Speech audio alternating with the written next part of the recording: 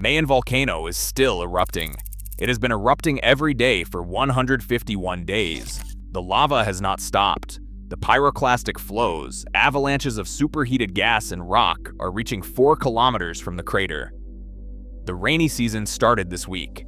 Rain hits 66 million cubic meters of loose debris on a steep slope. It does not just wet it, it liquefies it.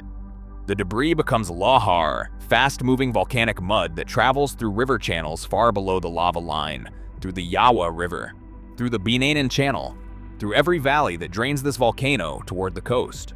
PHIVOLCS says a single heavy rainfall event could release 6 to 12 million cubic meters of lahar. Comparable, they said, to Supertyphoon Reming in 2006. 287,000 people are sheltering across Albay Province right now, and the rainy season is just beginning. On January 6, 2026, PHIVOLCS raised Mayon Volcano to Alert Level 3. The official bulletin reported slow but persistent magma extrusion, shallow, degassed but increasing. That day became the baseline. From then, the volcano did not rest. Each day brought new ash, new tremors, new lava trickling into the gullies that cut Mayon's flanks. By early February, field teams measured lava fronts 3.8 kilometers down Basud Gully, 1.6 kilometers down Banga, and 1.3 kilometers down Miisi. These numbers grew, week by week. Rockfalls, dome collapses, and small pyroclastic surges punctuated the flow. The volcano's activity never truly paused.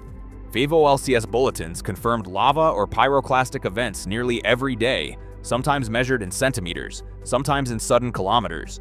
By May 2nd, a pyroclastic density current roared 4 kilometers down Miisi Gully, the farthest run out of the season. The tally reached 131 consecutive eruptive days by mid-May, each one confirmed by direct observation. Yet the calendar kept ticking. By May 27th, the eruption had persisted for 151 days, the longest sustained episode in 15 years.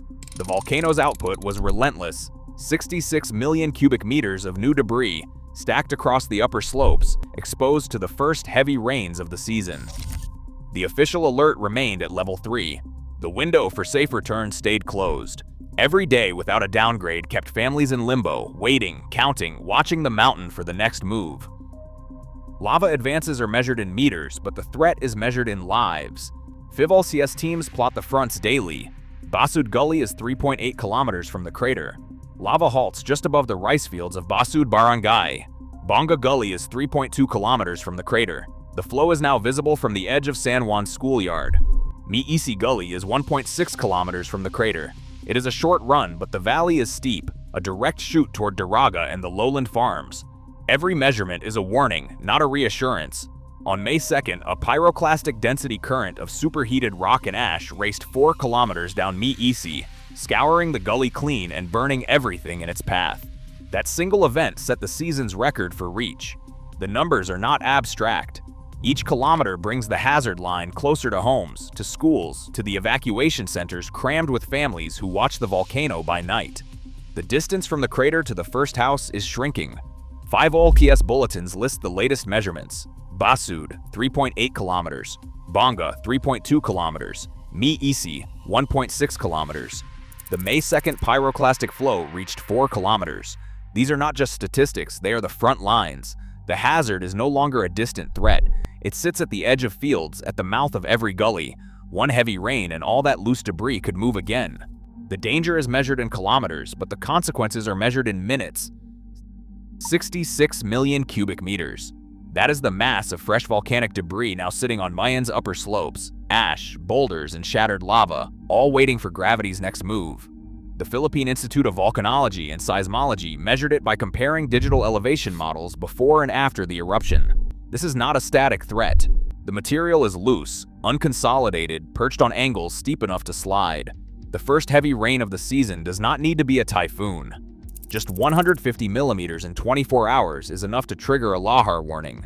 Twice that, and evacuation orders are automatic.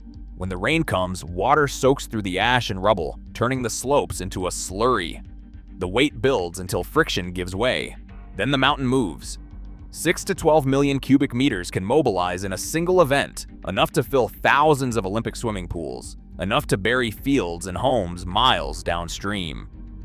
The Philippine Institute of Volcanology and Seismology estimates this range by modeling rainfall over the mapped debris.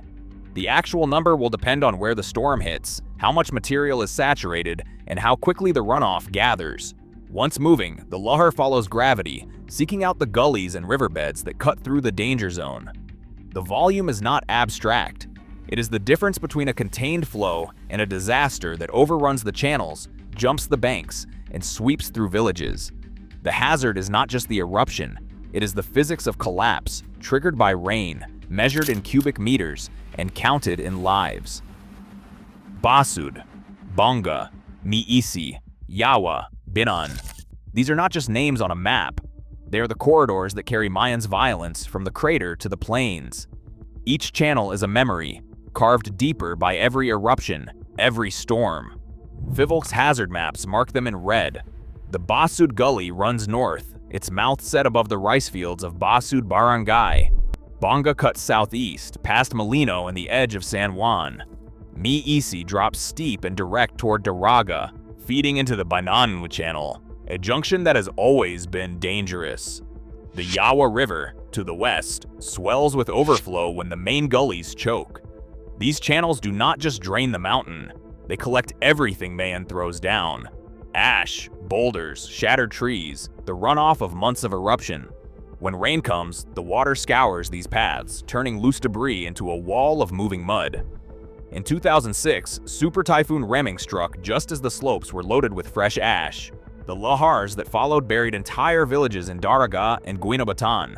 Official counts listed 1,000 dead. The mud reached as far as Legazpi City. Streets vanished. Families disappeared beneath the flow. The risk is not hypothetical. PHIVOLCS volcanologist Maria Antonia Bornas warned in May, the deposits from the volcanic pyroclastic flows could redirect the Miisi-Banayan channel, thereby increasing the risk of Lahars reaching Daraga and Legazpi City. In other words, the next heavy rain could send millions of cubic meters of mud straight through the heart of Albay. The channels are mapped, the warnings are issued, but the paths remain open. The hazard is written in the land itself, and in the memory of those who survived 2006. The boundary is written in law, a 6-kilometer permanent danger zone declared by Presidential Proclamation No. 136 in 1993. On paper, 124 barangays, entire villages, should be empty, their residents permanently resettled and their fields abandoned. The order was clear. The follow-through was not. Funding for new homes and evacuation centers ran dry before construction finished. By the early 2000s, only a handful of permanent houses stood. Most families returned to their farms as soon as the alert level dropped. In 2018, the Defense Secretary called for the entire zone to become a permanent no-man's land. President Duterte agreed in principle, but warned that forced expropriation would spark social unrest. The proposal stalled.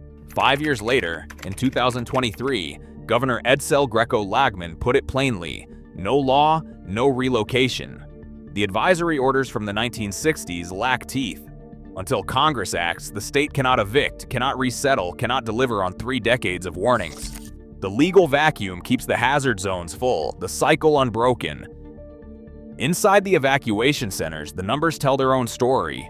Nearly 287,000 people, farmers, children, entire families, are living in limbo, waiting for a signal that may never come.